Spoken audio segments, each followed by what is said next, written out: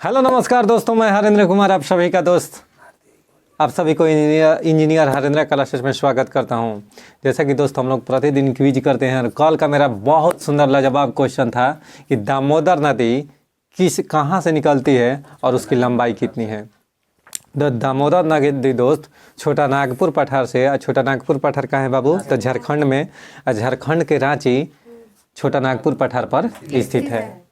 ठीक, यानी छोटा नागपुर पठार से दामोदर नदी निकलती है और इसकी लंबाई कितना है बाबू, 541 किलोमीटर। और यह कहाँ गिर जाती है, बंगाल की खाड़ी में, बंगाल की खाड़ी में। दामोदर नदी को बंगाल का शोक नदी कहते हैं, दामोदर नदी को बंगाल का शोक नदी कहते हैं। कोसी नदी को बिहार का शोक कहते हैं। कोसी नदी नेपाल से निकलती है। कोसी नदी कहाँ से निकलती है, नेपाल से निकलती है, इसे बिहार का शोक कहते हैं। एशिया का शोक नदी किसे कहते हैं, सॉरी चीन का शोक नदी किसे कहते हैं, हुआंगहो नदी को एशिया का शोक नदी का, सॉरी चीन का शोक नदी कहते हैं। हुआंगहो नदी को चीन का शोक नदी कहते हैं। हुआंगहो नदी को पीली रिवर यानी येलो रिवर के नाम से भी जाना जाता है। कोई दिक्कत नहीं। चलिए, बहुत सुंदर कंसेप्ट के साथ हम लोग बढ़ते हैं। आज के मेरा टॉपिक रहेगा कि घटना चक्र के हिस्ट्री के साथ, और उस हिस्ट्री में जानते हो दोस्त क्या रहेगा, आज के हिस्ट्री में रहेगा कि गुप्त एवं गुप्तोत्तर युग, यानी गुप्त काल के जितना बहुत इंपॉर्टेंट, जितना VVI क्वेश्चन है, जितना एग्जाम रिलेटेड क्वेश्चन बन रहा है या जितना एग्जाम में पूछा हुआ है, सारा के सारा आज हम लोग कलेक्शन कंप्लीट करेंगे। आप लोग वीडियो में बने रहिए एकदम। सुनिएगा, गुप्त वंश ने किस अवधि तक शासन किया था, यानी गुप्त वंश जो था कब से कब तक शासन किया था, तो 319 ईस्वी से 500 ईस्वी तक। 319 से 500 ईस्वी तक गुप्त वंश कब से कब तक बाबू, 319 ईस्वी से 500 ईस्वी तक। गुप्त वंश की स्थापना किसने किया था, तो श्रीगुप्त। गुप्त वंश का संस्थापक किसे कहा जाता है, श्रीगुप्त को। ठीक, इस वंश की स्थापना लगभग 275 ईस्वी में महाराजा श्रीगुप्त द्वारा की गई थी, किंतु गुप्त वंश का प्रथम शक्तिशाली शासक चंद्रगुप्त प्रथम था। अगर बात करें कि गुप्त वंश का प्रथम शक्तिशाली शासक कौन था, तो चंद्रगुप्त प्रथम, चंद्रगुप्त प्रथम। ठीक है, जिसने 319 से 335 ईस्वी तक शासन किया। इसने अपनी महत्ता सूचित करने के लिए अपने पूर्वजों के विपरीत महाराजा धीराज की उपाधि धारण किया था। तो यह पूछता है कि कौन सा ऐसा गुप्त शासक था जिसने महाराजा धीराज की उपाधि धारण किया था, तो वह कौन सा शासक था बाबू, चंद्रगुप्त प्रथम। चंद्रगुप्त प्रथम, जिसने महाराजा धीराज की उपाधि धारण किया था। निम्नलिखित में से किस एक ने 4 अश्वमेघों का संपादन किया था, तो प्रवरसेन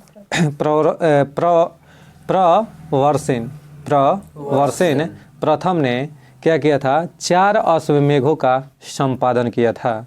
अब 4 अश्वमेघ क्या था बाबू, तो यह यज्ञ था। क्या था, यज्ञ था।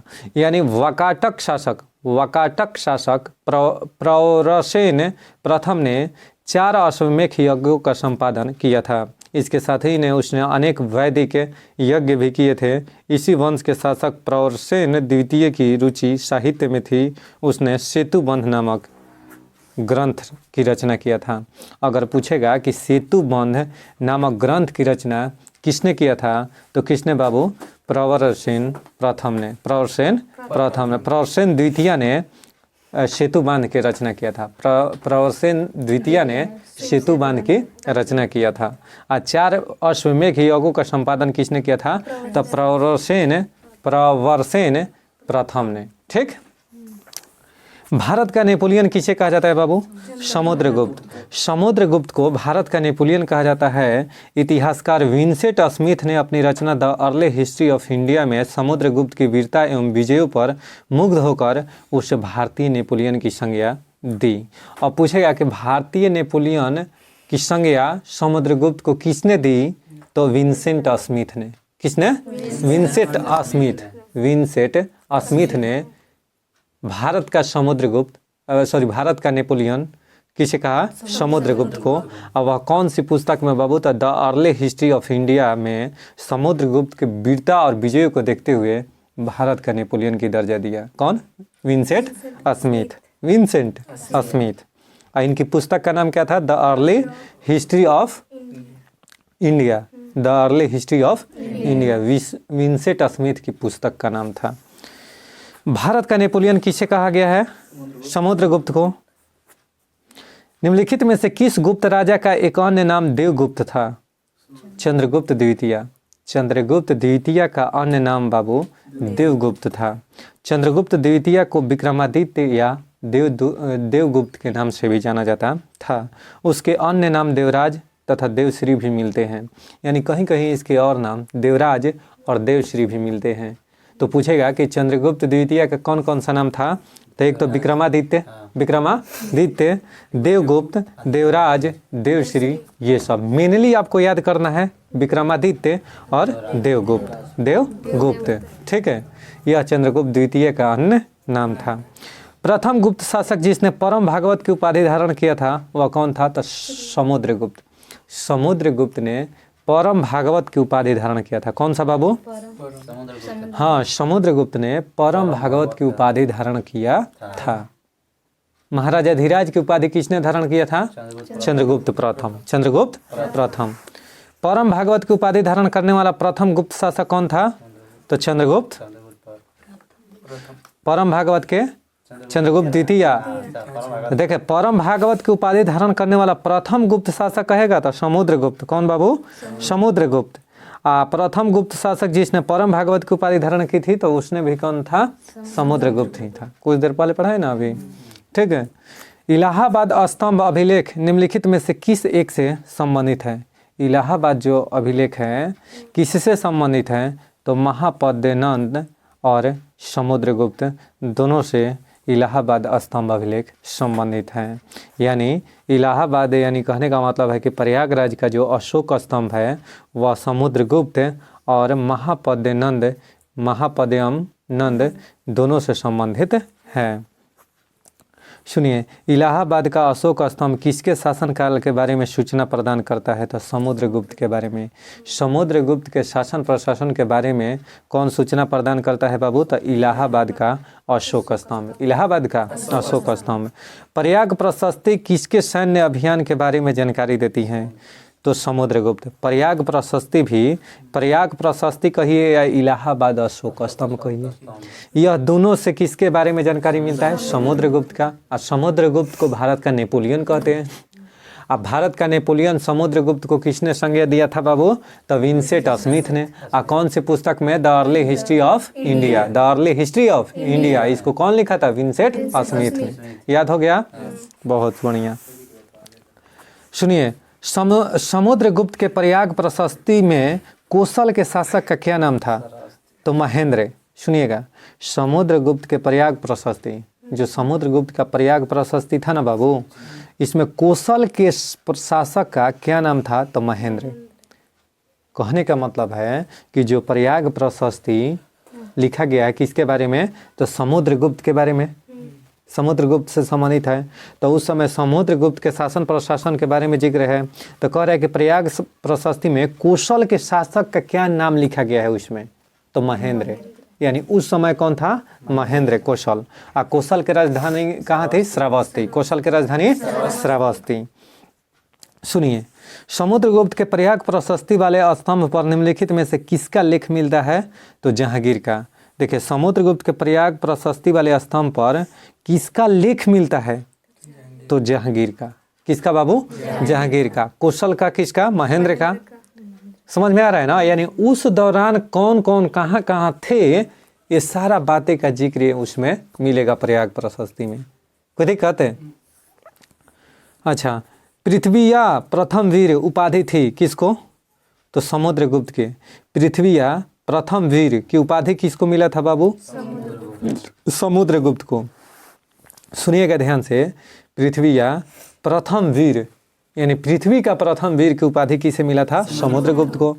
इतिहासकार तेजराम शर्मा ने अपनी पुस्तक a political history of the imperial Gupta's में उल्लेख किया है कि समुद्रगुप्त ने अश्वमेघ यज्ञ किया, जिसके बाद उसने पृथ्वीयामा पृथ्वीरथ की उपाधि ग्रहण की थी। समझ में आ रहा है ना? तो यह किसने? तेजराज शर्मा ने अपनी पुस्तक of political history of the imperial Guptas में किया है, गुप्ताज में, सॉरी। ठीक है, सुनिएगा। निम्नलिखित में से कथन, अब सुनिएगा सही कथन बता रहा हूँ। कौन सा कथन बाबू? सही कथन। ठीक। हरिसेन समुद्रगुप्त का दरबारी कवि था, यह हमेशा आए दिन पेपर में पूछता है, इसमें कोई नो डाउट नहीं है। हरिसेन समुद्रगुप्त का दरबारी कवि था, ये तो क्वेश्चन हो गया। अच्छा सर, वह प्रयाग प्रशस्ति का भी रचयिता था। जो हरिसेन था ना, वह प्रयाग प्रशस्ति का भी रचयिता था। तो प्रयाग प्रशस्ति किससे संबंधित है? समुद्रगुप्त से। और समुद्रगुप्त का दरबारी कवि कौन था? हरिसेन। तो हरिसेन ने प्रयाग प्रशस्ति लिखेगा, खुद से समझिए। तो हरिसेन प्रयाग प्रशस्ति का भी रचना किया था। बहुत सुंदर, बेमिसाल। देखिए, देवी चंद्रगुप्तम नाटक की रचना विशाखदत्त ने किया था। अब मुद्रा राक्षस के लेखक कौन है? विशाखदत्त। मुद्रा राक्षस के भी लेखक कौन है? विशाखदत्त। और देवी चंद्रगुप्तम नाटक के भी रचयिता कौन है? विशाखदत्त है। कोई दिक्कत है? तो देवी चंद्रगुप्तम नाटक के रचयिता कौन है? विशाखदत्त। प्रयाग प्रशस्ति के रचनाकार कौन है? रचना किसने किया था? हरिसेन ने। और समुद्रगुप्त के दरबारी कवि कौन थे? हरिसेन। बहुत सुंदर। सुनिएगा, दक्षिण भारत के समुद्रगुप्त के समकालीन नरेश और उनके राज्य, यानी कौन कौन से किसके किसके राज्य में थे। ठीक है, इसको छोड़ दीजिए, यूपीएससी का क्वेश्चन है इसमें। सुनिएगा, इसको भी बता दे रहा हूँ। कुस्तलपुर राज्य के उस समय राजा कौन थे? धनंजय। अवमुक्त के नीलम राज।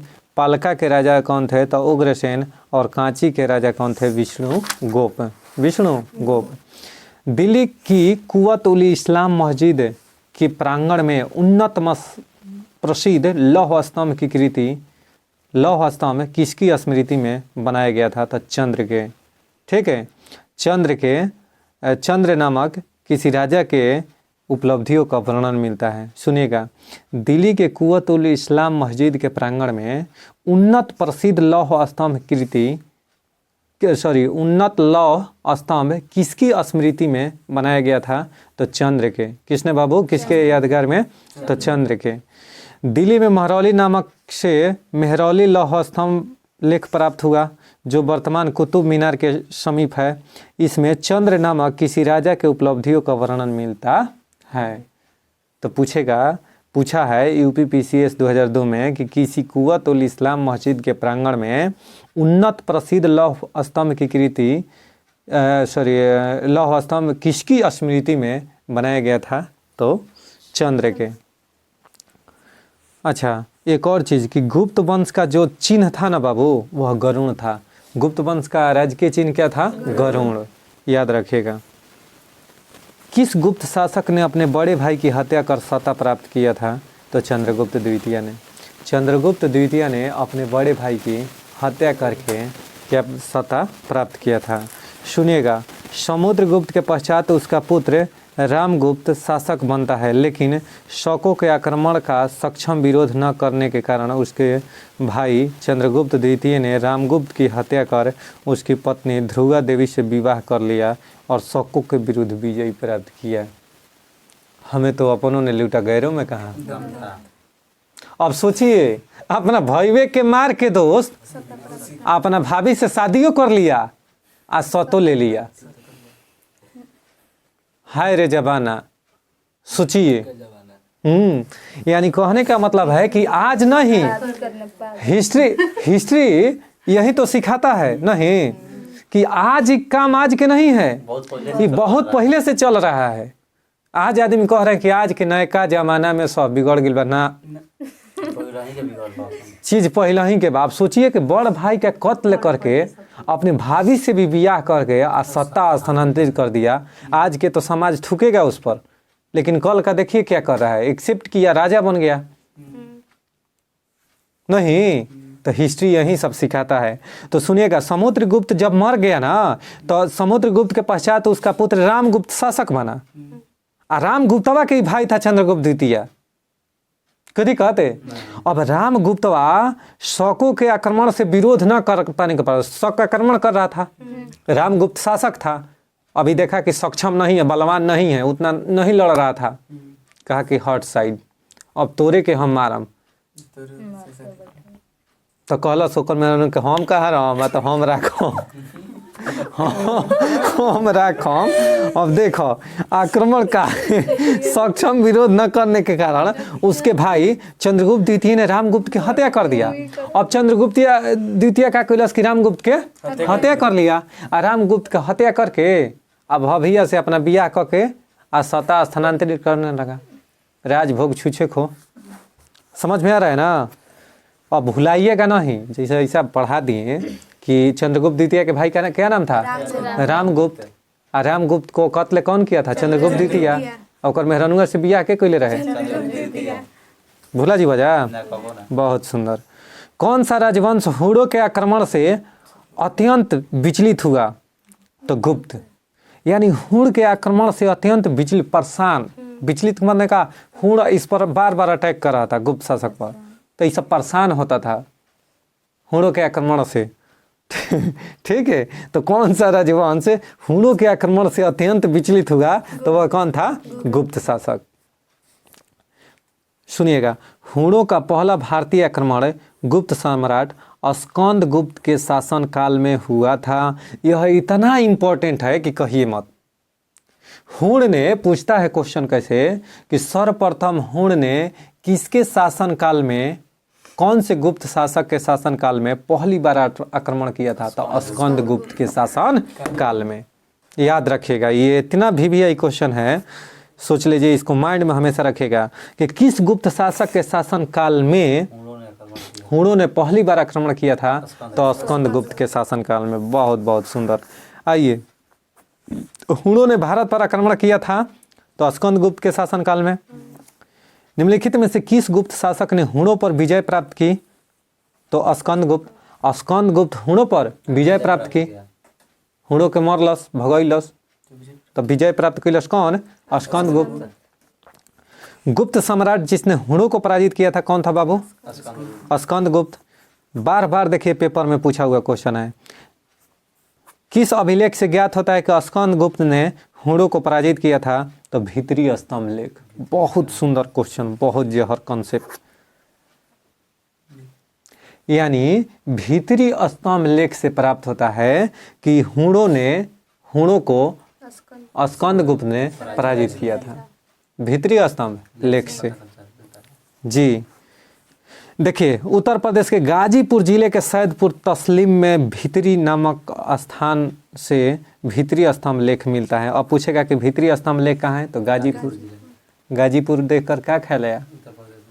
उत्तर प्रदेश में तो गाजीपुर है। वह कौन सा ऐसा ब्रिटिश गवर्नर था जिसका मृत्यु भारत के गाजीपुर में हुआ था? Lord Cornwallis. 1805 में, 1805 में, जिसके की मृत्यु 1805 में हुआ था जनाब गाजीपुर। तो वह प्रथम ऐसा क्या था? गवर्नर जनरल था जिसका भारत में मृत्यु हुआ था। हत्या कह देगा था लॉर्ड मेयो। लॉर्ड मेयो 1872 में गया था अंडमान निकोबार घूमने के लिए, और वहीं पर क्या कर दिया कि एक पठान था, ठीक है, ये निकला, उससे घोंप घाप के चाकू खत्म कर दिया। सेलुलर जेल था वहीं पर। वो तो 1857 के क्रांति में सर्वप्रथम किस अंग्रेज को गोली मारा गया था? तो कर्नल फिनिश को फिनिश किया गया था।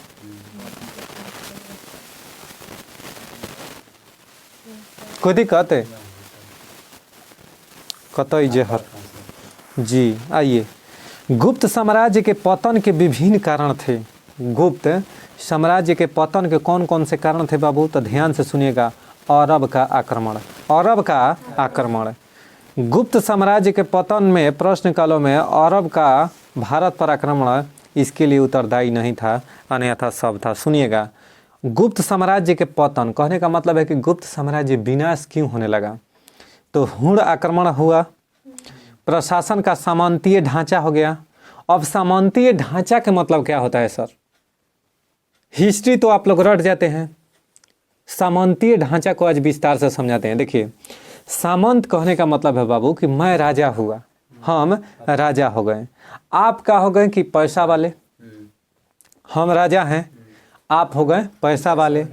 तो जो समृद्ध था ना, धनी मनी, जिसके पास बहुत बड़ा संपत्ति था, घोड़ा था, हाथी था, उसको सामंत कहा जाता था उस समय, सामंत। तो आज जैसे नरेंद्र मोदी को आरबीआई रुपया सप्लाई देता है, या अडानी अंबानी जो है ना, यह देते हैं ना मनी, पैसा जब भी घटता है, तो समझ में आ रहा है। तो अब आपको देश पर ही समझा रहा हूं दोस्त, समझिएगा आराम से। नरेंद्र मोदी मान लीजिए भारत के राजा हो गए, भारत के राजा हो गए। अब इनके शासन काल में सामंत कौन है? तो मुकेश अंबानी, अडानी, अंबानी, ये सब क्या है? सामंत हो गए। सामंत माने बहुत ताकतवर, पैसे से, जिसके पास बहुत ज़्यादा संपत्ति हो। अब सरकार को मनी का रिक्वायरमेंट होगा तो किसके के पास जाएंगे? अंबानी के पास, कि भाई हमको कुछ मदद कर दो। तो उसी समय क्या करता था, सुनिए, उस समय क्या करता था कि जैसे राजा जो था वह सामंत से अपना पैसा लेकर काम चलाता था।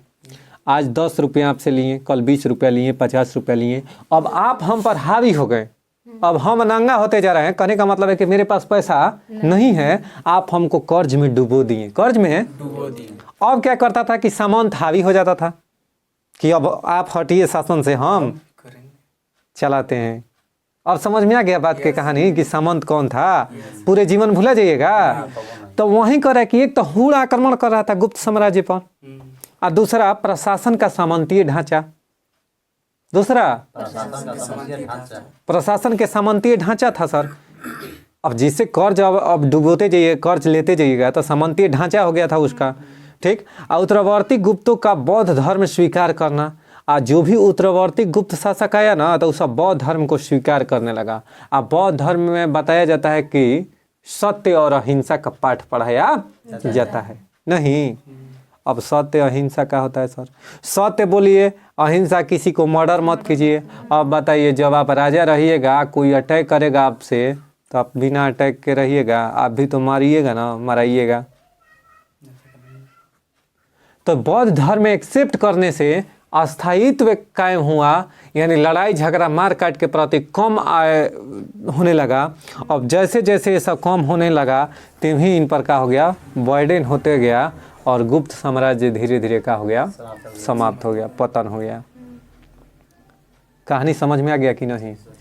यानी हुण का आक्रमण, प्रशासन का सामंतीय ढांचा, उत्तरवर्ती गुप्तों का बौद्ध धर्म स्वीकार करना, ये सब इसका गुप्त साम्राज्य के पतन का कारण था।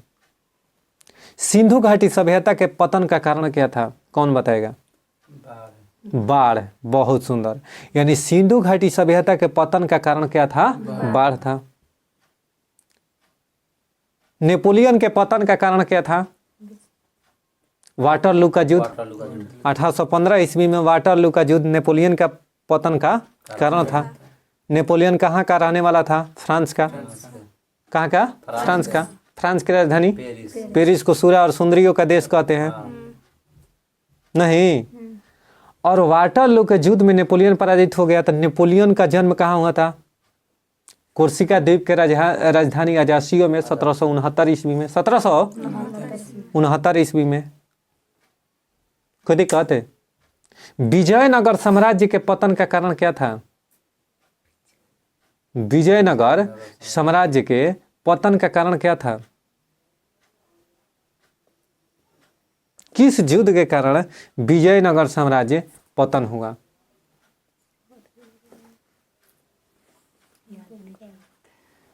बताइए, अब आप लोग जल्दी से बताइए। शक विजेता किसे माना जाता है? याद कीजिए, शक विजेता किसे माना जाता है? चंद्रगुप्त द्वितीय को। शक विजेता चंद्रगुप्त द्वितीय को शक विजेता माना जाता है। गुप्त सम्राट चंद्रगुप्त द्वितीय ने विक्रमादित्य को शक विजेता, यानी चंद्रगुप्त द्वितीय को विक्रमादित्य कहा जाता था। कोई दिक्कत है? इसी को शक विजेता कहा जाता है, क्योंकि शक पर इसने पूर्णतः क्या कर लिया था? विजय प्राप्त किया था। पश्चिम भारत के अंतिम शक राजा रुद्र सिंह तृतीय को चंद्रगुप्त द्वितीय ने विक्रमादित्य ने वही चंद्रगुप्त द्वितीय कही है, विक्रमादित्य ने क्या किया था कि परास्त कर पश्चिमी भारत से शक सत्ता का उन्मूलन किया था। ठीक है, यानी शक पर विजय किसने पा लिया? चंद्रगुप्त द्वितीय। हुण पर विजय किसने पा लिया? समुद्रगुप्त। उसका उल्लेख कहाँ मिलता है? भीतरी स्तंभ लेख से। नहीं, मजा आ रहा है कि नहीं? रजत सिक्के जारी करने वाला प्रथम गुप्त शासक कौन था? तो चंद्रगुप्त द्वितीय। यानी रजत सिक्के यानी चांदी के सिक्के को क्या कहा जाता था? रजत सिक्के। रजत सिक्के जारी करने वाला प्रथम गुप्त शासक चंद्रगुप्त द्वितीय था, जिसने गुप्त काल में चांद ये जो रजत सिक्के होता था ना, यानी इसको चांदी के सिक्का कहा जाता था, इसको गुप्त काल में रुपयक कहा जाता था। नहीं, यानी गुप्त काल में चांदी के सिक्के को रुपयक के नाम से जाना जाता था। यह भी क्वेश्चन पूछ चुका है। कोई दिक्कत है? अब सुनिएगा, चंद्रगुप्त द्वितीय ने शक मुद्राओं के ही अनुसरण पर रजत मुद्राओं को उत्कीर्ण करवाया था। जो चंद्रगुप्त द्वितीय था ना, वह शक मुद्राओं के अनुसरण ही रजत मुद्राओं का उत्कीर्ण करवाया था, यानी उसी के जैसा बनवाया था। अब सुनिएगा अगला क्वेश्चन। कह रहा है कि शक विजय के स्तंभ में संदर्भ में, यानी जब शक पर विजय प्राप्त किया था कौन? चंद्रगुप्त द्वितीय। तो इसके उपलक्ष्य में सबसे सबल प्रमाण इसे नरेश की रजत मुद्राएं हैं। यानी राजा के, नरेश किसको कहा जाता है? राजा की जो रजत मुद्राएं हैं, उसी से पता चलता है कि शक विजय के संदर्भ में सबसे पहले सबल प्रमाण नरेश की रजत मुद्राएं हैं। इन मुद्राओं की तौल लगभग 33 ग्रेन हुआ करती थी। यानी जो भी सबल मुद्रा था ना, उसका वजन जो था, जो सबल प्रमाण मिलता है ना नरेश की रजत मुद्राएं से, तो रजत मुद्रा का जो वजन होता था वह 33 ग्रेन का हुआ करता था। नहीं, ठीक। सुनिएगा, प्रसिद्ध चीनी यात्री फाहियान ने किसके शासनकाल में भारत की यात्रा की थी? तो चंद्रगुप्त द्वितीय के। चंद्रगुप्त द्वितीय के, यानी प्रसिद्ध चीनी यात्री फाहियान चंद्रगुप्त द्वितीय के शासनकाल में आया था। यह चीन का रहने वाला था। ह्वेनसांग हर्षवर्धन के शासनकाल में आया था। ह्वेनसांग हर्षवर्धन के शासनकाल में आया था। अब सुनिए, कुमार गुप्त फर्स्ट का अब मतलब किससे संबंधित है? इससे कौन सा अभिलेख संबंधित है? तो मंदसौर अभिलेख। मंदसौर अभिलेख का संबंध है कुमार गुप्त प्रथम। और कुमार गुप्त प्रथम ने ही नालंदा विश्वविद्यालय का निर्माण करवाया था, यानी स्थापना करवाया था। और नालंदा विश्वविद्यालय, ठीक है, नालंदा विश्वविद्यालय उस समय सबसे पूरे भारत थी विश्व में बहुत प्रचलित था। तक्षशिला विश्वविद्यालय प्रथम था, ठीक है। प्रथम विश्वविद्यालय कौन था? तक्षशिला विश्वविद्यालय, जो कि पहले भारत में ही था, ठीक है। अब कहाँ है? पाकिस्तान में।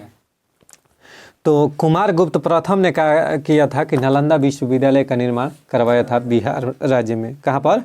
बिहार राज्य में। अभी वर्तमान में नालंदा जिला में है इसका खंडहर। अब सोचिए कि नालंदा विश्वविद्यालय का किसने निर्माण किया था? कुमार गुप्त प्रथम ने। और इसको ध्वस्त किसने करवाया था? तो बख्तियार खिलजी। किसका सेनापति था? कुतुबुद्दीन ऐबक सेनापति। बख्तियार खिलजी ने मारा के पूरा ध्वस्त करा दिया। महीनों दिन 6 माह की आग पुस्तकालय में जलते रह गया। इतना पुस्तकालय में पुस्तक था, आग पकड़ा तो जलते रह गया था। सोचिए। समुद्रगुप्त से कौन सा अभिलेख संबंधित है बाबू? एरण अभिलेख। एरण अभिलेख का संबंध भी किससे है? समुद्रगुप्त से। चंद्रगुप्त द्वितीय से उदयगिरी गुहा अभिलेख, उदयगिरी गुहा अभिलेख का संबंध चंद्रगुप्त द्वितीय से। और तक्षशिला अभिलेख का संबंध पतिक से है। किसे?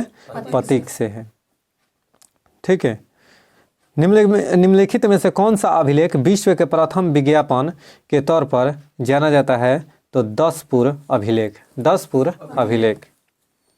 10पुर अभिलेख विश्व के प्रथम विज्ञापन के तौर पर जाना जाता है। 10पुर अभिलेख को विज्ञापन के तौर पर जाना जाता है, ठीक है। चलिए, मंदसौर प्रशस्ति किस शासक की उपलब्धियों का विवरण प्रस्तुत करता है? मंदसौर जो प्रशस्ति है ना बाबू, किस शासक की उपलब्धियों का विवरण प्रस्तुत करता है? तो कुमारगुप्त प्रथम, यानी मंदसौर प्रशस्ति का संबंध किससे है? कुमारगुप्त प्रथम। इसका तो कहानी बता दिए कुमारगुप्त प्रथम का। रेशम बुनकरों की श्रेणी में, ओए रेशम बुनकरों की श्रेणी की जानकारी निम्नलिखित में से किस शिलालेख से मिलती है? तो 10 पूर्व शिलालेख से। किससे? 10 पूर्व शिलालेख से रेशम बुनकरों की श्रेणी की जानकारी मिलती है। सुनिएगा, मंदसौर शिलालेख गुप्त शासक कुमारगुप्त के शासनकाल का है। इस लेख में कुमारगुप्त के राज्यपाल वंधुवर्मा का उल्लेख मिलता है। इसमें सूर्य मंदिर के निर्माण का उल्लेख मिलता है। किसमें बाबू? मंदसौर अभिलेख में। अच्छा, इतना ही था। अगर पूछेगा कि रेशम बुनकरों की श्रेणी की जानकारी किस में मिलता है? तो 10 पूर्व शिलालेख में, 10 पूर्व शिलालेख में, याद रखिएगा। अब आइए, शासक बता रहा हूँ, उसकी रानियाँ, शासक और उसकी रानियाँ। अच्छा, ये क्वेश्चन दोस्त पूछे थे, कौन सा? विजयनगर साम्राज्य के पतन का कारण। तो विजयनगर साम्राज्य के पतन का कारण क्या था? तालिकोटा का युद्ध। तालिकोटा का युद्ध कब हुआ था? 1565 ईस्वी में। 1565 ईस्वी में तालिकोटा का युद्ध हुआ था। यही विजयनगर का पतन का कारण था। ठीक, अब देखिए, एक तरफ शासक और उसकी रानियां को बोल रहा हूँ कि उसकी रानी कौन थी। चंद्रगुप्त प्रथम के रानी कौन थी? कुमार देवी। समुद्रगुप्त के रानी का क्या नाम था? दत्ता देवी। चंद्रगुप्त द्वितीय के रानी का क्या नाम था? तो कुबेर नागा दोस्त, ठीक है। कुमारगुप्त प्रथम का अनंत देवी, अनंत देवी। तो ये सब उनकी रानियां का नाम था। यह यूपी बीईओ प्री 2019 में, हाल ही के 2019 का पेपर में पूछा हुआ है। आइए इसके क्वेश्चन सुनिएगा। ईसा की तीसरी शताब्दी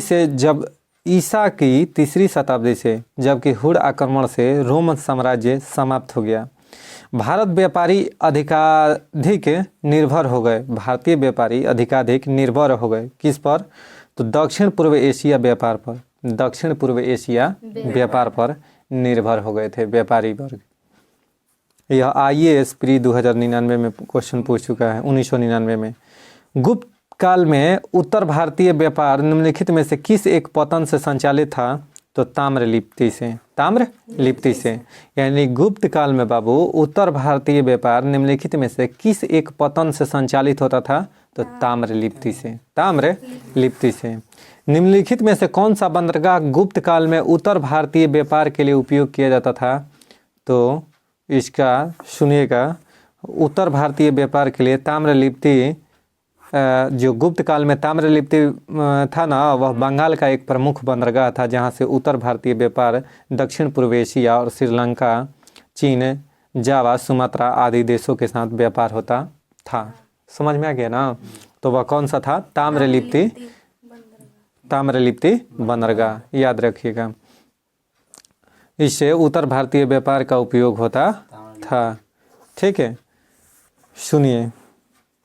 गुप्त काल में गुजरात, बंगाल, दक्कन एवं तमिल राष्ट्र में स्थित केंद्र किससे संबंधित थे? तो वस्त्र उत्पादन से। यानी गुप्त काल में जो गुजरात, बंगाल, दक्कन और तमिल राष्ट्र में केंद्र था ना, वह किससे संबंधित था बाबू? तो वस्त्र उत्पादन से। प्राचीन काल में किस वर्ण को सार्थवाह भी कहा जाता था? यानी प्राचीन काल में कौन सा ऐसा वर्ण था? ठीक है, वर्ण माने जो जाति, क्षुद्र, ब्राह्मण, वैश्य, ये सब में बताना है कि कौन सा ऐसा वर्ण था जिसको कि सार्थवाह भी कहा जाता था? तो वह था वैश्य। कौन सा? वैश्य। अमरकोश के टीकाकार क्षीरस्वामी ने लिखा है कि जो पूंजी द्वारा व्यापार करने वाले पंथों व्यापारियों का अगुआ हो वह सार्थवाह है। यानी कहने का मतलब है कि पूंजी द्वारा व्यापार करने वाले व्यापारियों का अगुआ को सार्थवाह कहा जाता था। ठीक है, तो सार्थवाह किसे कहा जाता था? वैश्य को। वैश्य जो माने व्यापार करता था, जिसको आज बनिया कहते हैं ना, उसी को वैश्य कहा जाता था। ठीक, निम्नलिखित में से कौन गुप्त काल में अपनी आयुर्विज्ञान विषयक रचना के लिए जाना जाता है? तो वह कौन सा था बाबू? तो सुश्रुत जो था ना, कौन सा? सुश्रुत। शल्य चिकित्सा का जनक कहा जाता था। सुश्रुत शल्य चिकित्सा का उस समय जनक कहा जाता था। यह काशी के रहने वाले थे, ठीक है। और शौनक ऋग्वेदकालीन ऋषि थे। शौनक ऋग्वेदकालीन ऋषि थे। शूद्रक गुप्तकालीन नाटककार थे। शूद्रक जो था गुप्तकालीन क्या था? नाटककार था, नाटक का रचना करने वाला था, ठीक है। और शूद्रक बताइए कि कौन सा पुस्तक का नाटक का लिखा था?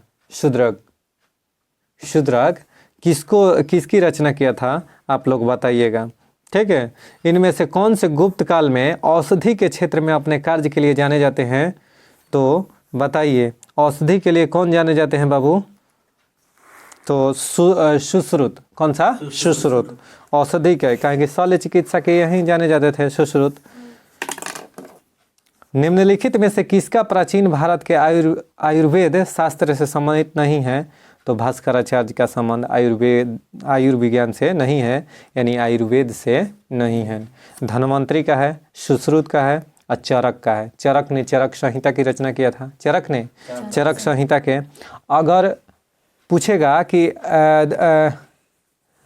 आयुर्विज्ञान का जनक, आयुर्विज्ञान का जनक, या कहिए तो मेडिसिन दवाओं का जनक, ठीक है, किसे कहा जाता है? तो धन्वंतरी को जाना जाता है। किसको बाबू? धन्वंतरी को जाना जाता है, ठीक है। सुनिएगा, धन्वंतरी चंद्रगुप्त द्वितीय के विक्रमादित्य नवरत्नों में से एक थे। ये आयुर्वेद शास्त्र के प्रकांड पंडित थे। चरक एवं सुश्रुत भी आयुर्वेद के विख्यात विद्वान थे। चरक कनिष्क के राजवैद्य थे। चरक जो था वह कनिष्क का राजवैद्य था, जबकि धन्वंतरी चंद्रगुप्त द्वितीय के दरबार में रहते थे। नवरत्नों में से एक थे। चरक ने चरक संहिता की रचना किया था, जबकि भास्कराचार्य प्रख्यात खगोलज्ञ एवं गणितज्ञ थे। भास्कराचार्य जो थे ना, वह खगोलज्ञ यानी खगोल विज्ञान से संबंधित थे, जो ब्रह्मांड से, और गणितज्ञ थे। उन्होंने शिरोमणि नामक ग्रंथ की रचना की है। अब पूछेगा कि शिरोमणि नामक ग्रंथ की रचना किसने किया है बाबू? तो किसने? भास्कराचार्य ने शिरोमणि नामक ग्रंथ की रचना किए हैं। इस ग्रंथ में गणित तथा खगोल विज्ञान संबंधी विषयों पर प्रकाश डाला गया है। अब पूछेगा कि शिरोमणि के जो शिरोमणि नामक ग्रंथ है, इसमें किस चीज़ का जिक्र किया गया है बाबू? तो गणित तथा खगोल विज्ञान से संबंधित है, इसका उल्लेख किया गया है। लीलावती के लेखक कौन है बाबू? लीलावती के, तो भास्कराचार्य। लीलावती के लेखक कौन है? भास्कराचार्य। लीलावती पुस्तक का संबंध किससे है? तो गणित से। लीलावती पुस्तक का संबंध किससे है? गणित से। लीलावती के लेखक कौन है? भास्कराचार्य, ठीक है। यह इतना बार एग्जाम में पूछा है कि क्या बताऊं, हमेशा पेपर में पूछा रहता है कि लीलावती की रचना भास्कराचार्य ने किया था। यह गणित विषय का महत्वपूर्ण ग्रंथ है। सुनिए, शिरोमणि का भी लेखक कौन है? भास्कराचार्य। शिरोमणि के लेखक भास्कराचार्य है। आइए, निम्नलिखित सुनिए, प्राचीन काल में भारत में हुई वैज्ञानिक प्रगति के संदर्भ में निम्नलिखित में से कौन सा कथन सही है? तो सही कथन सुनिएगा ध्यान से। प्रथम शती ईस्वी में, यानी प्रथम शताब्दी के ईस्वी में विभिन्न प्रकार के विशिष्ट शैल्य औजारों का उपयोग होता था। विभिन्न प्रकार के विशिष्ट शैल्य औजारों का उपयोग होता था, ठीक। अगला है कि 5वीं शती ईस्वी में कोण से जया का सिद्धांत ज्ञात हुआ। कोण से जया का सिद्धांत, कोसाइन साइन होता है ना, ये सब है। तो कोण से जया का सिद्धांत विकसित हुआ 5वीं शताब्दी में। और 7वीं शताब्दी में चक्रीय चतुर्भुज का सिद्धांत आया। चक्रीय चतुर्भुज का जो पढ़ते हैं ना हम लोग, समलम चतुर्भुज, वर्ग, आयत, सब, तो ये सब समानांतर चतुर्भुज, ठीक है। तो इस सब का जिक्र कहाँ पर बाबू? तो 7वीं सदी में। 7वीं सदी में। और 5वीं सदी में कोण जया का सिद्धांत मिलता है। अब सुनिएगा, भारतीय यात्रा में फाहियान एक अस्पताल का उल्लेख मिलता है। भारतीय यात्रा में फाहियान ने एक अस्पताल का उल्लेख किया है। उस अस्पताल का नाम क्या है? पाटलिपुत्र। सुनिएगा ध्यान से, भारतीय यात्रा में फाहियान ने एक अस्पताल का उल्लेख किया है। यह अस्पताल कहाँ स्थित था? तो पाटलिपुत्र में। बहुत सुंदर, बहुत क्वेश्चन लाजवाब। यह देखिए, झारखंड PCS 2019 में पूछ चुका है। चीनी यात्री फाहियान गुप्त काल में भारत आया था। चीनी यात्री फाहियान गुप्त काल में भारत आया था, चंद्रगुप्त द्वितीय के शासनकाल में आया था। उसने उल्लेख किया कि पाटलिपुत्र नगर में धनिकों के एक बड़े अस्पताल की स्थापना की थी, जहां निर्धनों को निःशुल्क दवाएं और भोजन उपलब्ध कराया जाता था। यह देश भर से रोगी इलाज कराने के लिए आते थे। कहाँ पर? पाटलिपुत्र में। चंद्रगुप्त के 9 रत्नों में से निम्न में से कौन फलित ज्योतिष से संबंधित थे? तो छपड़क जो थे ना बाबू, वह फलित ज्योतिष से संबंधित थे। ज्योति नहीं, फलित ज्योतिष से संबंधित थे। कौन? छपड़क। ठीक है, छपड़क बगल में है। ठीक है। चंद्रगुप्त द्वितीय विक्रमादित्य के कुशल शासन की प्रशंसा चीनी यात्री फाहियान ने की थी। किसने किया था बाबू? फाहियान ने। यानी चंद्रगुप्त द्वितीय विक्रमादित्य के कुशल शासन की प्रशंसा चीनी यात्री फाहियान ने भी की थी। इसके नवरत्नों की प्रसिद्ध सर्वकालिक रही है। ठीक। कालिदास किसके शासनकाल में आए थे? तो चंद्रगुप्त द्वितीय के शासनकाल में। किसके शासनकाल में? चंद्रगुप्त द्वितीय के शासनकाल में। कालीदेव किसके शासनकाल में आए थे? चंद्रगुप्त द्वितीय के शासनकाल में। देखिए, इनमें से किसने पहली बार यह व्याख्या की थी कि पृथ्वी की अपनी धुरी पर घूमने के कारण प्रतिदिन सूर्योदय एवं सूर्यास्त होता है? तो यह आर्यभट्ट ने बताया था। किसने बताया था बाबू? आर्यभट्ट ने। भारतीय गणित का संस्थापक किसे का जाना जाता है? आर्यभट्ट को, या गणित का पितामह आर्यभट्ट को। अगर कहेगा ना कि रेखा गणित के संस्थापक किसे कहा जाता है? जनक। तो यूक्लिड को। समझ में आ रहा है ना? यूक्लिड रेखा गणित का जनक। तो इनमें से किसने पहली बार यह व्याख्या किया था कि पृथ्वी अपनी धुरी पर घूमने के कारण प्रतिदिन सूर्योदय और सूर्यास्त, बिहान सांझ कथी कहते हैं? ओकरा के भोजपुरी में बिहान कहा जाला सुबह के, और दोस्त शाम को सांझ कहते हैं। सांझ हो गई। ठीक है। तो यह उसके धुरी पर घूमने, पृथ्वी के घूर्णन के गति के कारण होता है। यह सर्वप्रथम किसने बताया था? आर्यभट्ट ने। आर्यभट्ट गुप्त काल में प्रसिद्ध गणितज्ञ थे। इनकी कृति आर्यभट्टीय थे। इनकी कृति थी। यह बिहार से संबंधित है। आर्यभट्ट कहाँ के रहने वाले थे? बिहार के। यह गणित के विविध नियमों का प्रतिपादन किया था। सर्वप्रथम यह खोज की थी कि पृथ्वी अपनी धुरी के चारों ओर धुरी पर चक्कर लगाता है, इसके चलते सूर्यास्त और सूर्योदय होता है। ठीक है। अधोलिखित में से कौन गुप्तकालीन स्वर्ण मुद्रा है? तो दीनार। दीनार बाबू, गुप्त काल में स्वर्ण मुद्रा को दीनार कहा जाता था। गुप्त काल में स्वर्ण मुद्रा को दीनार कहा जाता था। चीनी यात्री फाहियान के अनुसार लोग दैनिक क्रय विक्रय में कौड़ियों का प्रयोग करते थे ना। आदमी कहलन देहात में भाई साहब कि एको फुटी कौड़ी नहीं खे, एको फुटी कौड़ी नहीं खे। तो कौड़ी देखिए वहीं से वर्ड आया है। कौड़ी कहाँ से आया है? वहीं से। आयो कहता है कि कौड़ी छुआ गई बा, तो वो अलगे बात समझ में आ रहा है ना? तो एको फुटी कौड़ी नहीं है। इसका कहने का मतलब है दोस्त कि क्रय विक्रय मूल्य करने के लिए सामान्यतः जो क्रय विक्रय मूल्य करते हैं ना, अभी हम लोग तो पैसा के लेन देन करते हैं, तो वैसे ही कौड़ी का उपयोग होता था। कब? गुप्त काल का भाषा है। सोचिए,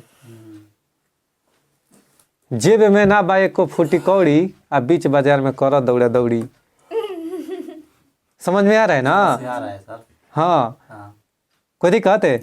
तो अधोलिखित में से कौन सा गुप्तकालीन स्वर्ण मुद्रा है? तो दीनार। कौन बाबू? दीनार है।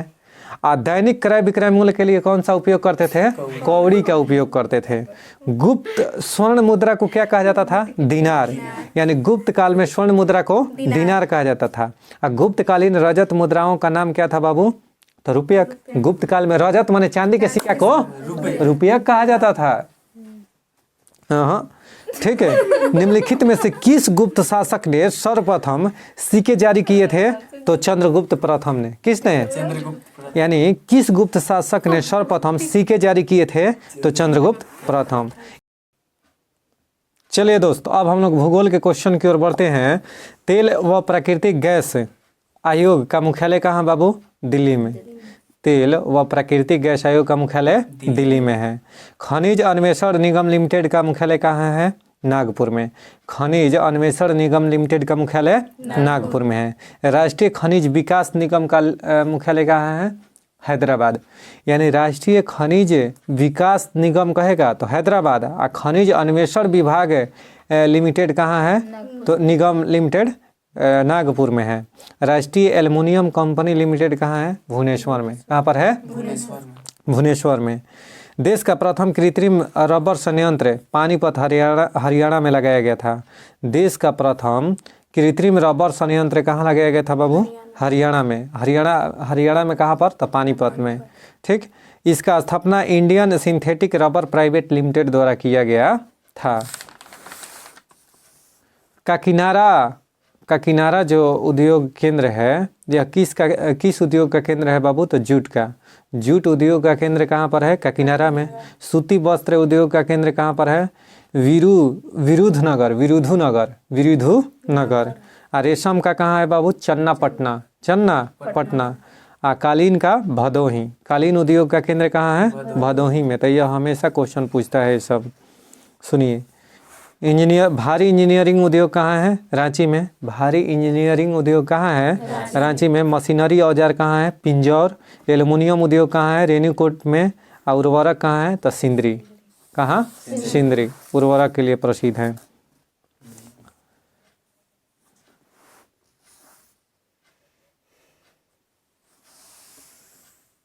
सुनिए, ये आंवला जो है, आंवला क्या है? तो उर्वरक।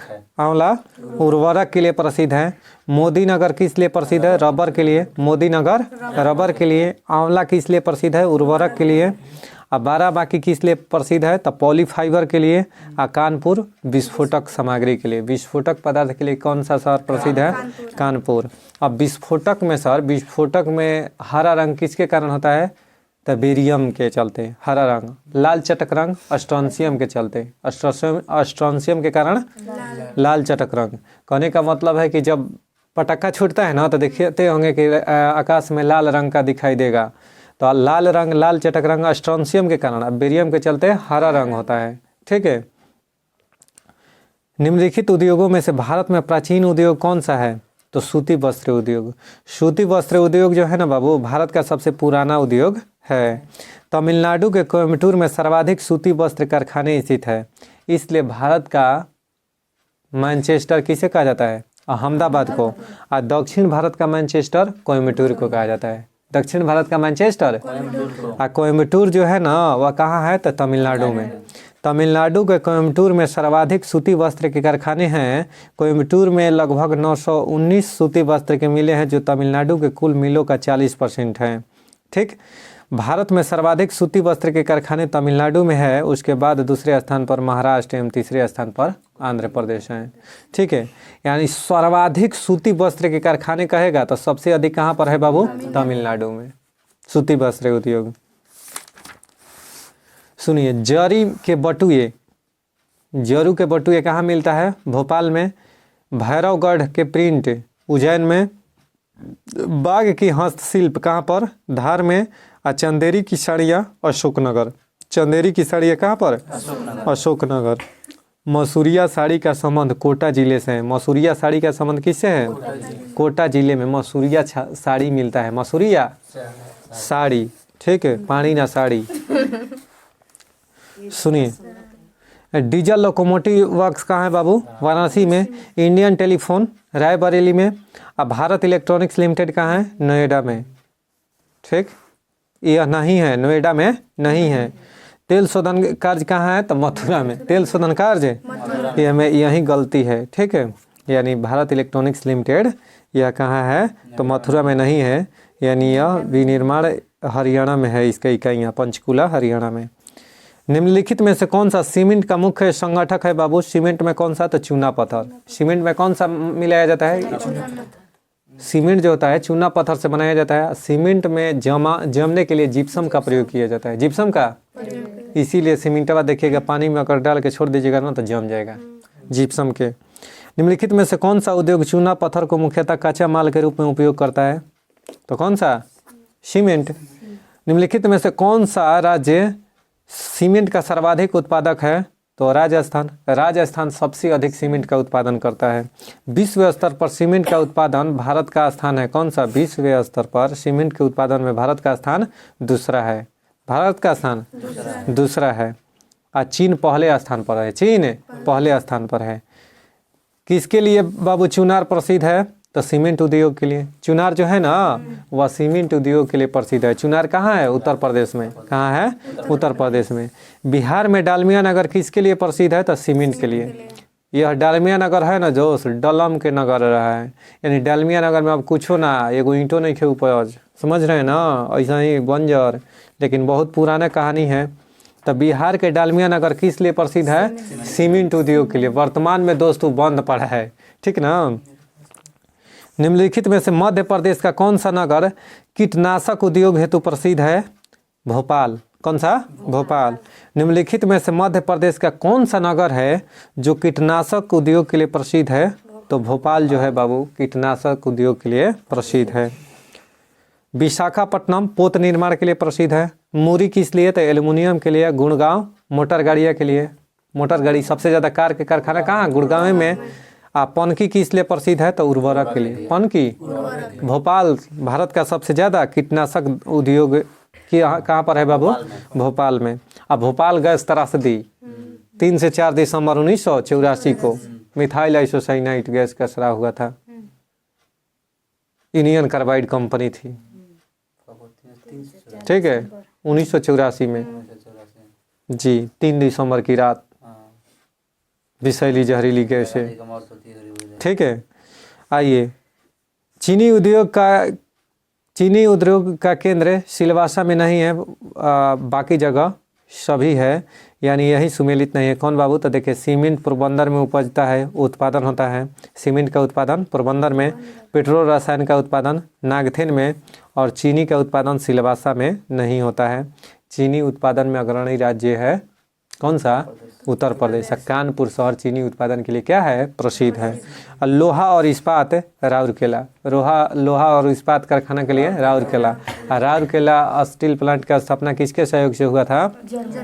जर्मनी के सहयोग से। ब्रिटेन के सहयोग से कौन सा? भिलाई ना दुर्गापुर ब्रिटेन के सहयोग से। बोकारो भिलाई रूस के सहयोग से। तब ना बोका भुलाई रूस में, ठीक है। भारत में रबर उद्योग स्थित है तो पंजिम में। भारत में रबर उद्योग कहाँ पर स्थित है? पंजिम में। भारत में रबर उद्योग औद्योगिक क्षेत्र में पंजिम में अवस्थित है। सुनिएगा, रामागुंडम वर्तमान में जो तेलंगाना में है, यह उर्वरक के लिए प्रसिद्ध है। रामागुंडम किस लिए प्रसिद्ध है? उर्वरक के लिए। Chittaranjan locomotive works railway engine. Korba Chhattisgarh aluminium के लिए। यह बहुत VVI क्वेश्चन है, अभी हाल फिलहाल दरोगा का सीट में आया हुआ है। कोरबा कहाँ है बाबू? तो छत्तीसगढ़ में। यह किस लिए प्रसिद्ध है? तो एल्युमिनियम के उत्पादन के लिए। पिपरी उत्तर प्रदेश में, तो जल विद्युत के लिए। हाइड्रो पावर प्लांट के लिए कौन सा? पिपरी प्रसिद्ध है। पिपरी कहाँ है जगह? उत्तर प्रदेश में। भारत का पहला उर्वरक संयंत्र कहाँ लगाया गया था? भारत का पहला उर्वरक संयंत्र 1951 में बिहार के वर्तमान झारखंड के सिंदरी में स्थापित किया गया था। कहाँ पर? सिंदरी में। इसके बाद नांगल पंजाब में उर्वरक संयंत्र स्थापित किया गया था। इस प्रकार भारत का प्रथम उर्वरक संयंत्र 1906 में रानीपेट तमिलनाडु में लगाया गया था। कहाँ पर? ठीक है। तो भारत का प्रथम उर्वरक संयंत्र कहेगा तो 1906 ईस्वी में रानीपेट तमिलनाडु में लगाया गया था। अब भारत में सार्वजनिक क्षेत्र का प्रथम उर्वरक संयंत्र कहेगा तो 1951 में बिहार यानी झारखंड में सिंदरी में स्थापित किया गया था। तो देखिए, सार्वजनिक क्षेत्र का प्रथम उद्योग कहेगा तब सिंदरी होगा, जो कि अभी वर्तमान में झारखंड में स्थित है। अच्छा, भारत का प्रथम उर्वरक संयंत्र कहेगा, सार्वजनिक नहीं, केवल उर्वरक संयंत्र कहेगा तो रानीपेट 1906 में रानीपेट तमिलनाडु में लगाया गया था। ठीक है, याद रखिएगा, हमेशा यह क्वेश्चन पूछता है। झारखंड राज्य में अवस्थित सिंदरी अपने उर्वरक कारखानों के लिए प्रसिद्ध है। सहकारिता क्षेत्र में भारत का सबसे बड़ा उर्वरक कारखाना कौन सा है? तो फूलपुर उत्तर प्रदेश में। यानी सहकारिता क्षेत्र में भारत का सबसे बड़ा उर्वरक कारखाना कहाँ स्थित है बाबू? तो फूलपुर उत्तर प्रदेश में। फूलपुर प्रयागराज उत्तर प्रदेश में स्थित है। यह सहकारिता क्षेत्र में सबसे बड़ा उर्वरक कारखाना है। बताइए, ब्रजनगर किस लिए प्रसिद्ध है? तो कागज के लिए। ब्रजनगर उड़ीसा में है। ब्रजराजनगर कहाँ है? उड़ीसा में। यह किस लिए प्रसिद्ध है? तो कागज के लिए। कैमूर मध्य प्रदेश में किस लिए प्रसिद्ध है? तो सीमेंट के उत्पादन के लिए। हल्दिया पश्चिम बंगाल में किस लिए प्रसिद्ध है? तो पेट्रो रसायन के लिए। हल्दिया कहाँ है? पश्चिम बंगाल में। यह पेट्रो रसायन के लिए प्रसिद्ध है। फूलपुर किसके लिए बाबू? तो उर्वरक के लिए। फूलपुर किस लिए प्रसिद्ध है? उर्वरक के लिए। अमलाई किस लिए प्रसिद्ध है? अमलाई जो है कागज उद्योग, देखिए कागज उद्योग स्थल को बता रहा हूँ, ठीक है, वह कौन कौन से राज्य में है? तो अमलाई जो कागज उद्योग स्थल है यह मध्य प्रदेश में है। बलारपुर कहाँ है? तो महाराष्ट्र में। ब्रजराजनगर कहाँ है? तो उड़ीसा में। और राजमुंद्री कहाँ है? तो आंध्र प्रदेश में। और राजमुंद्री को देखकर क्या ख्याल है? यहीं पर देखिए कागज उद्योग भी है और राजमुंद्री में ही तंबाकू अनुसंधान केंद्र है। भारत में तंबाकू की खेती का प्रचलन सर्वप्रथम पुर्तगालियों ने किया था। अब भारत में सबसे अधिक तंबाकू का उत्पादन आंध्र प्रदेश राज्य करता है। अंडे का उत्पादन सबसे अधिक आंध्र प्रदेश। जीवित मछली का उत्पादन सबसे अधिक ताज़ा मछली के आंध्र प्रदेश। कौन करता है? अगर मछली उत्पादन खाली कह देगा तो पश्चिम बंगाल। कौन हो जाएगा? लेकिन जीवित मछली कह देगा, ताज़ा मछली, तब हो जाएगा आंध्र प्रदेश। आंध्र प्रदेश की राजधानी विशाखापट्टनम। आंध्र प्रदेश तेलंगाना में 2019 में हाई कोर्ट, कब? 2019 में हाई कोर्ट का स्थापना। 2 जून 2014 को तेलंगाना का स्थापना। खुद ही कहते। आइए, तो स्टील अथॉरिटी ऑफ इंडिया के यानी सेल की स्थापना कब हुआ था? तो 1973 में। कब? 1973 में। इसका प्रबंधन कार्य वगैरह 1974 में शुरू हो गया था। तो इसलिए दो सीरियस मत होइएगा, 73 या 74 मार कर रहिएगा। अब देखिए घटना चक्र में दिया है 1973 में, ऐसे जनरली देता है 1974 में सेल का स्थापना, ठीक है। तो निर्माण तो हो गया था उस समय, लेकिन उत्पादन जो है ना वो 1974 से ही शुरू हुआ। पेट्रो रसायन के उत्पादन के लिए सबसे बड़ा केंद्र कहाँ पर स्थित है बाबू? तो जामनगर में। पेट्रो रसायन के लिए अब देखिए जामनगर में ही एशिया का सबसे बड़ा भावनगर में ना है। भावनगर गुजरात में एशिया का सबसे बड़ा रिफाइनरी है, जो कि रिलायंस कंपनी का है। रिलायंस कंपनी का है। एशिया का सबसे बड़ा रिफाइनरी कहाँ पर? भावनगर गुजरात में। लेकिन जामनगर किस लिए प्रसिद्ध है? तो पेट्रो रसायन के लिए। पेट्रो रसायन के लिए जामनगर प्रसिद्ध है। जामनगर कहाँ है? गुजरात में। जहाँ रात गुजर गई उसी को कहते हैं गुजरात। सुनिएगा, अहमदाबाद भारत का प्रमुख कपास उत्पादक क्षेत्र है। इस प्रकार देखिए गुजरात भारत में सबसे अधिक कपास उत्पादन करने वाला राज्य है। कौन? गुजरात। और दूसरे स्थान पर महाराष्ट्र। और सबसे अधिक सूती वस्त्र के मिलों की संख्या कहाँ है? तमिलनाडु में। ना कि मुंबई मार के आ जाइएगा, नहीं, एक बार फंस जाइएगा, ठीक है। आइए, 1818 ईस्वी में पहला सूती वस्त्र का कारखाना निम्न में से शुरू हुआ था। कहाँ पर बाबू? तो पश्चिम बंगाल के फोर्ट गलास्टर में। पश्चिम बंगाल के फोर्ट गलास्टर में। क्या चीज़? तो 1818 में पहला सूती वस्त्र का कारखाना कब? तो पश्चिम बंगाल के फोर्ट गलास्टर में स्थापित किया गया था, ठीक। यह सूती वस्त्र का प्रथम कारखाना था। यह प्रथम प्रयास में सफल नहीं हुआ था। भारत में प्रथम कपास मिल यानी सूती वस्त्र उद्योग की स्थापना कहाँ हुई थी बाबू? तो कलकत्ता में। यानी प्रयास किया गया था कहाँ पर? कलकत्ता में, लेकिन वह सक्सेस नहीं हुआ था। रेशम वस्त्र के लिए केंद्र कहाँ है बाबू? रेशम वस्त्र उद्योग का केंद्र मैसूर कर्नाटक में। सबसे अधिक रेशम का उत्पादन कौन सा राज्य? कर्नाटक, ठीक है। कौन सा राज्य सबसे अधिक रेशम का उत्पादन करता है? कर्नाटक। आज शहतूत के पत्तियों पर रेशम के कीड़े उपजते हैं। रेशम के कीड़ों से जो लार्वा निकलता है ना उसको प्यूपा कहते हैं। क्या कहते हैं? और उसी से रेशम प्राप्त किया जाता है। रेशम पालने के तरीका को सेरीकल्चर कहते हैं। क्या कहते हैं? सेरीकल्चर। ना, रेशम पालन को सेरीकल्चर। अब भारत में सबसे अधिक रेशम का उत्पादन कर्नाटक। और रेशम वस्त्र कहाँ पर बाबू? केंद्र कहाँ पर है? मैसूर कर्नाटक में। पेट्रो रसायन के लिए जामनगर गुजरात। उर्वरक के लिए बाबू तलचर उड़ीसा में। तलचर कहाँ है? उड़ीसा में। ये ध्यान रखिएगा, हमेशा पेपर में क्वेश्चन पूछता है कि तलचर किस लिए प्रसिद्ध है? तो उर्वरक के लिए। और तलचर कहाँ है? उड़ीसा में। नहीं, अच्छा, बताइए आप, जो छत्तीसगढ़ में हम बताएं अभी कुछ देर पहले कि वह किस लिए प्रसिद्ध था। छत्तीसगढ़ में एल्युमिनियम उत्पादन के लिए कौन सा जगह प्रसिद्ध है? कोरबा। कौन सा? कोरबा। किस लिए प्रसिद्ध है? एल्युमिनियम के लिए। उर्वरक के लिए तलचर। तो यह हमेशा। अच्छा, औषधि निर्माण के लिए ऋषिकेश उत्तराखंड। ऋषिकेश उत्तराखंड में औषधि निर्माण के लिए प्रसिद्ध है। ठीक है, कोई दिक्कत है? चलिए दोस्त, अगस्त का करेंट अफेयर्स बहुत ताज़ा गरम के साथ हम लोग बढ़ते हैं। ठीक है, ठीक है।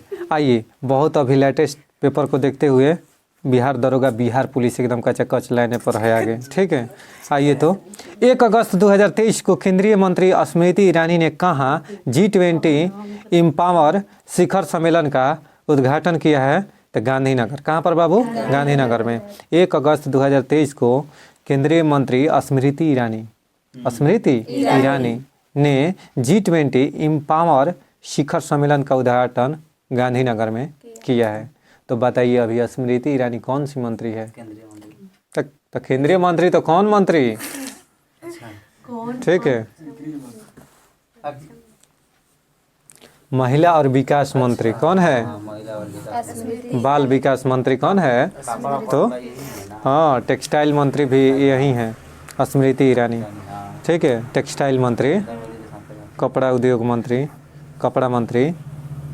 सुनिए, 1 अगस्त 2023 को लोकसभा अध्यक्ष, सुनिएगा, 1 अगस्त 2023 को लोकसभा अध्यक्ष ओम बिरला ने किस राज्य में एक नए विधान भवन का उद्घाटन किया है? नए विधानसभा के भवन का उद्घाटन किया है। तो असम राज्य में। कहाँ पर बाबू? असम राज्य में नए विधानसभा का गठन किया है। किसने? तो लोकसभा के अध्यक्ष ओम बिरला। ठीक है, बताइए 1 अगस्त 2023 को बेल्जियम ग्रैंड प्रिक्स किसने जीता है बाबू? तो मैक्स वर्स्टप्पन ने। 1 अगस्त 2023 को किसने लोकमान्य तिलक राष्ट्रीय पुरस्कार से सम्मानित किया गया? किसे लोकमान्य तिलक राष्ट्रीय पुरस्कार से सम्मानित किया गया? तब पीएम नरेंद्र मोदी को लोकमान्य तिलक राष्ट्रीय पुरस्कार से सम्मानित किया गया। 2 अगस्त 2023 को किस देश के क्रिकेटर मोइन अली ने संन्यास की घोषणा किया है? तो इंग्लैंड का क्रिकेटर मोइनी अली कहाँ का खिलाड़ी था? मोइन अली कहाँ का खिलाड़ी था? इंग्लैंड का। इसने क्रिकेट से संन्यास लेने की घोषणा किया। किस भारतीय मूल की लेखिका का पहला उपन्यास वेस्टर्न लेन बुकर प्राइज 2023 की विजेता लिस्ट में शामिल हुआ है? तो चेतना मारू। ठीक है, चेतना मारू की पुस्तक जो है वेस्टर्न लेन, इसको बुकर प्राइज 2023 से सम्मानित किया गया है। 2 अगस्त 2023 को इसरो ने किस देश के साथ सैटेलाइट को PSLV C56 रॉकेट से लॉन्च किया है? तो सिंगापुर के। ठीक है, सिंगापुर के सैटेलाइट को PSLV C56 रॉकेट से लॉन्च किया गया है। ठीक है, कहाँ के सैटेलाइट था बाबू? सिंगापुर के। सुनिएगा, जलेसर धातु शिल्प को GI टैग मिला है हाल ही में। वह किस राज्य के है बाबू? तो उत्तर प्रदेश का। जलेसर धातु शिल्प कहाँ के है? उत्तर प्रदेश का, जिसे GI टैग मिला है। अब GI टैग 1999 का अधिनियम है। 2003 में स्थापना, 2004 में सर्वप्रथम दार्जिलिंग चाय को मिला था। टी टॉय ट्रेन कहाँ चलता है? दार्जिलिंग किस लिए प्रसिद्ध है? तो चाय उत्पादन के लिए, चाय की खेती के लिए। और चाय में कौन सा अम्ल? टैनिक अम्ल। ठीक,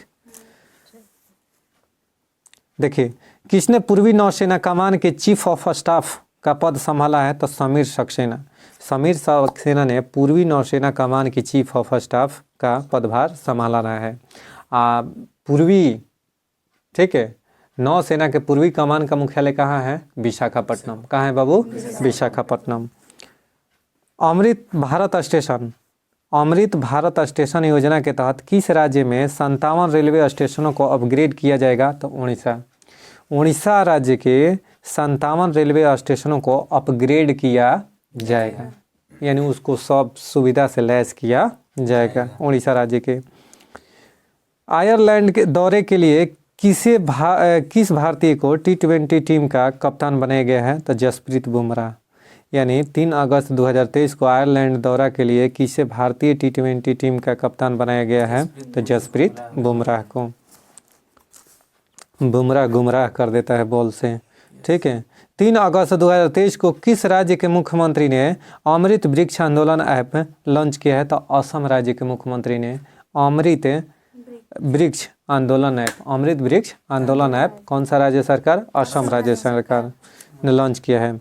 किस राज्य के विधानसभा ने प्रतियोगी परीक्षाओं में नकल रोकने के लिए विधेयक पारित किया है? तो झारखंड राज्य सरकार। यहाँ पर विधेयक पारित हुआ है, कहाँ पर बाबू? झारखंड राज्य सरकार में एक विधानसभा में विधेयक पारित हुई है, किस लिए? तो प्रतियोगी परीक्षाओं के नकल को रोकने के लिए। सांस्कृतिक महोत्सव आदि पेरुकू कहाँ मनाया गया? तो तमिलनाडु में। सांस्कृतिक महोत्सव है आदि पेरुकू, ठीक है, तमिलनाडु का। ज्यूरिख फिल्म फेस्टिवल गोल्डन आई अवार्ड से किसे सम्मानित किया गया है? तो डायने क्रूगर।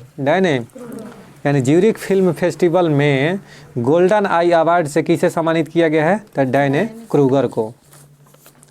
4 अगस्त 2023 को जारी FIDE यानी FIDE रैंकिंग में भारत के सर्वोच्च शतरंज खिलाड़ी कौन है? तो डी गुकेश। अब पूछेगा कि डी गुकेश का संबंध किससे है? तो शतरंज से। FIDE का संबंध किससे है? तो शतरंज खेल से, ठीक। देखिए, किस राज्य के कैबिनेट ने 19 नए जिलों और 3 नए संभागों के गठन को मंजूरी दिया है? तो राजस्थान राज्य ने 19 नए जिलों और 3 नए संभागों के गठन की मंजूरी दी है। किस देश के क्रिकेटर एलेक्स हेल्स ने अंतर्राष्ट्रीय क्रिकेटर से संन्यास लेने की घोषणा किया है? तो इंग्लैंड। किसने? इंग्लैंड। यानी इंग्लैंड देश के क्रिकेटर एलेक्स हेल्स ने अंतर्राष्ट्रीय क्रिकेट से संन्यास लेने की घोषणा किया है। अब मोइन अली भी कहाँ का? इंग्लैंड के रहने वाला, जो कि क्रिकेट से संन्यास लिया। इसने क्या किया? किसने? एलेक्स हेल्स ने कहा कि हम अंतर्राष्ट्रीय क्रिकेट से संन्यास लेते हैं, लेकिन राष्ट्रीय स्तर पर हम खेलते रहेंगे। किस राज्य की विधानसभा ने विश्वविद्यालय कानून संशोधन 2023 पारित किया है? तो पश्चिम बंगाल राज्य ने बाबू विधानसभा में विश्वविद्यालय कानून संशोधन विधेयक पारित किया है। देश भर में बाल देखभाल संस्थाओं की निगरानी के लिए कौन सा पोर्टल लॉन्च किया गया है? तो मासी पोर्टल का संबंध क्या है? तो देश भर में बाल संस्थाओं के देखभाल के लिए मासी पोर्टल लॉन्च किया गया है। हाल ही में जारी फॉर्च्यून ग्लोबल 500 सूची में कौन शीर्ष पर रहा है? तो वालमार्ट जो है ना, वह सर्वश्रेष्ठ माने शीर्ष पर रहा है। किस देश के फुटबॉलर जियाना लुइगी बुफोन ने संन्यास लिया है? तो इटली के। कहाँ के बाबू? इटली के। वित्त मंत्री निर्मला सीतारमण कहाँ प्रतिष्ठित स्थल संग्रहालय की आधारशिला रखी है? तो तमिलनाडु। कहाँ पर? तमिलनाडु में प्रतिष्ठित स्थल संग्रहालय की आधारशिला रखी है। अभी वर्तमान में वित्त मंत्री कौन है? निर्मला सीतारमण। हाल ही में किसे IFFM में डाइवर्सिटी इन सिनेमा अवार्ड से सम्मानित किया गया है? तो मृणाल ठाकुर को। 6 अगस्त 2023 को किस लाइफ इंश्योरेंस कंपनी ने GOLD गोल्ड योजना शुरू किया है? तो India first life insurance company ने गोल्ड योजना शुरू किया है।